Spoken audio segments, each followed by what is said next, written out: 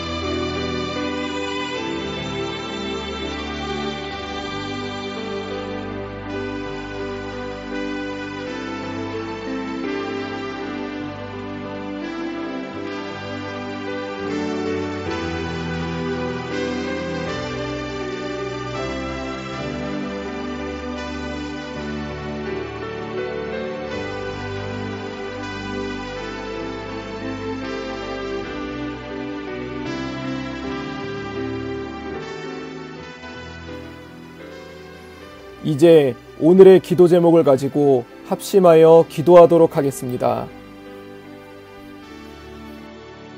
첫 번째 기도 제목입니다. 우리의 다음 세대들을 위해 기도합니다. 최근 유초등부 안에 코로나 확진된 아이들이 많습니다. 주님, 확진된 아이들에게는 빠른 회복을 더하여 주시고 확진되지 않은 아이들은 코로나로부터 보호하여 주옵소서. 함께 기도하겠습니다.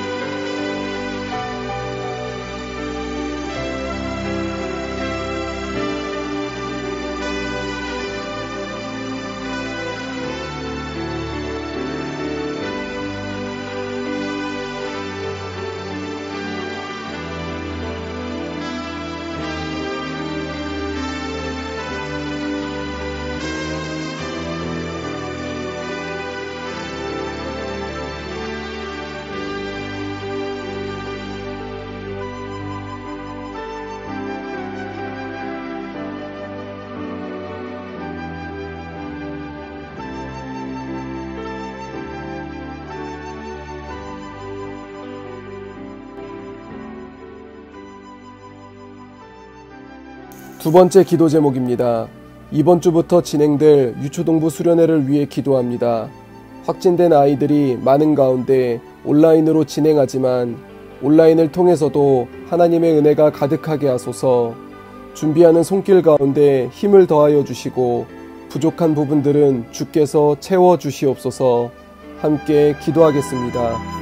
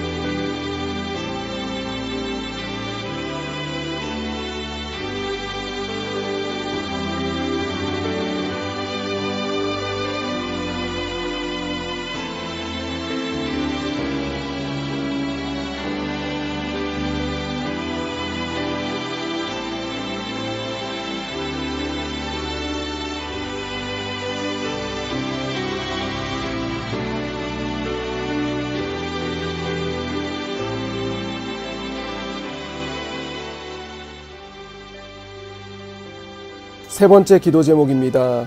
교회 학교를 위해 기도합니다. 우리 교회에 있는 교회 학교 모든 부서가 미래를 준비하고 하나님 나라를 세워가는 귀한 교육기관이 되게 하여 주옵소서. 섬기는 교역자와 교사들에게 축복을 더하여 주시고 예수님의 제자로 아이들을 세워가게 하옵소서. 함께 기도하겠습니다.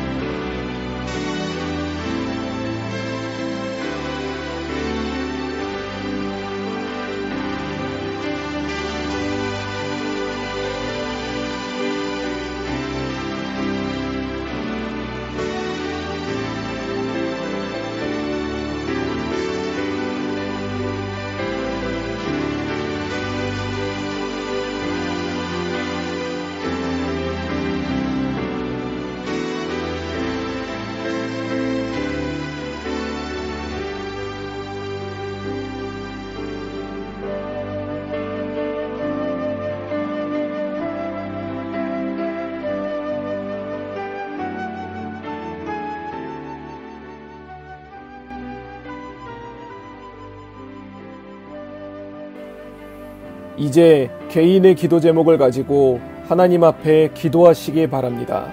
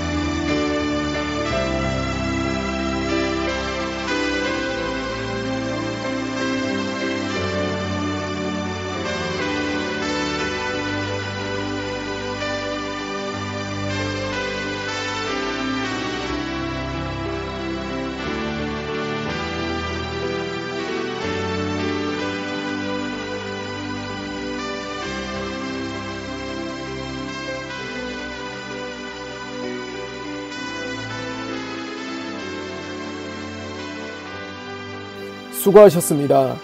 오늘도 하나님의 인도하심 가운데 승리의 하루를 보내시는 우리 재건부평교회 모든 성도님들이 되시기를 주님의 이름으로 축복합니다.